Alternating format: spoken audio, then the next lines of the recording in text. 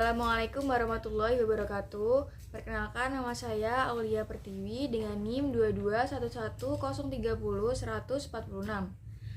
Saya dari kelas KPI 2 semester 1. Saya akan menjawab soal ujian akhir semester pengantar studi Islam. Soal yang pertama yaitu jelaskan tentang Ma'rifatul Quran. Yang pertama pengertiannya yaitu Al-Quran adalah kalamullah yang diturunkan kepada Nabi Muhammad melalui malaikat Jibril secara berangsur-angsur sebagai pedoman umat Islam. Yang kedua yaitu fungsi, untuk membantah seseorang yang tidak mempercayai Al-Quran, dan fungsi Al-Quran sebagai ijazah. Yang ketiga yaitu kandungan Al-Quran. Kandungan Al-Quran sendiri yang pertama sebagai akidah, yaitu suatu yang harus diyakini. Yang kedua ibadah dan muamalah, yaitu manusia diperintahkan untuk menyembah Allah. Yang ketiga itu hukum, sejarah, akhlak, dan ilmu pengetahuan. Pertanyaan yang kedua yaitu jelaskan pengertian as-sunnah, al-hadis, khobar, atsar, dan perbedaan antara hadis qudsi dan Al-Quran. Yang pertama yaitu as-sunnah. As-sunnah yaitu sesuatu yang berasal dari Rasulullah, baik perbuatan, ucapan, maupun pengakuan. Yang kedua hadis, yaitu segala sesuatu yang disandarkan kepada Nabi, baik ucapan, perbuatan, dan lain-lain. Yang ketiga yaitu khobar. Khobar adalah segala sesuatu yang disandarkan kepada Nabi dan juga selain Nabi. Yang selanjutnya yaitu atsar. Atsar adalah segala sesuatu yang disandarkan kepada sahabat atau para tabi'in. Yang selanjutnya yaitu perbedaan antara hadis qudsi dan Al-Quran. Hadis qudsi sendiri yaitu firman Allah yang lafadznya dari Nabi. Kalau Al-Quran, firman Allah yang lafadznya langsung dari Allah. Pertanyaan yang ketiga yaitu jelaskan definisi ijtihad dan kedudukannya dalam hukum Islam serta sebutkan syarat menjadi mujtahid. Definisi ijtihad sendiri yaitu proses penerapan hukum-hukum syariat melalui pemikiran secara bersungguh-sungguh. Cara menjadi mujtahid sendiri yaitu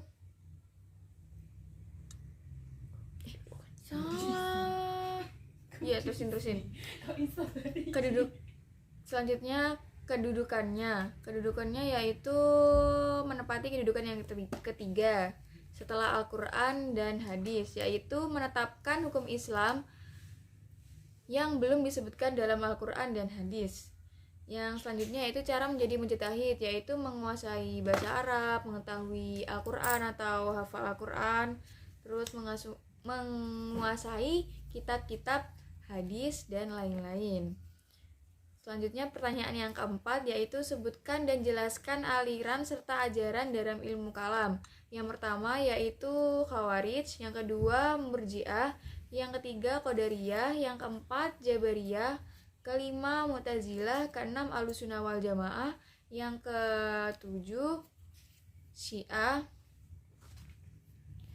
terus yang kedelapan Salafiyah. Yang pertama Khawarij. Khawarij sendiri yaitu aliran tertua atau aliran pertama yang muncul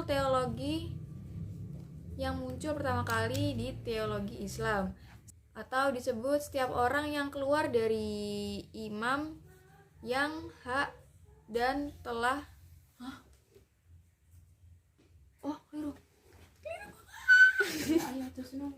Khawarij yaitu aliran tertua atau aliran pertama yang muncul di teologi Islam, atau setiap orang yang keluar dari imam yang baik, imam yang hak, dan telah disepakati oleh para jamaah pada masa sahabat dan tabi'in. Yang kedua itu muncul sebagai reaksi atau sikapnya yang tidak mau terlihat dalam upaya kafir mengkafirkan orang yang melakukan dosa.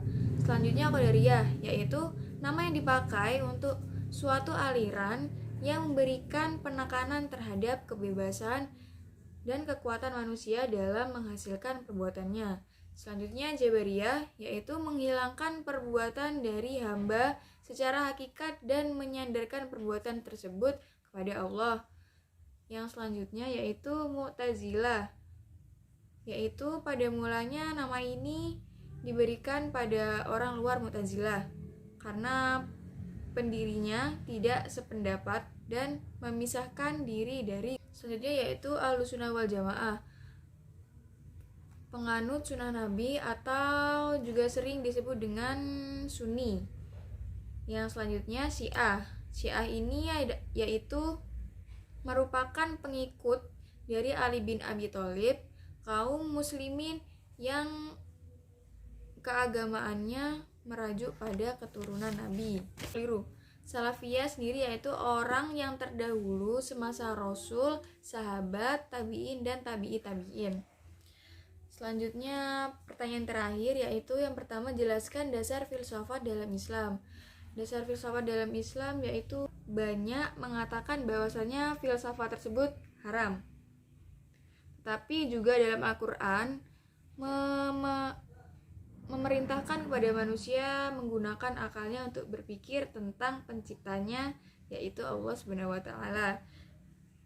Pertanyaan selanjutnya yaitu bagaimana implementasi tasawuf dalam era modern saat ini, yaitu sebagai mempertahankan keseimbangan antara budaya dan agama. Terima kasih. Wassalamualaikum warahmatullahi wabarakatuh.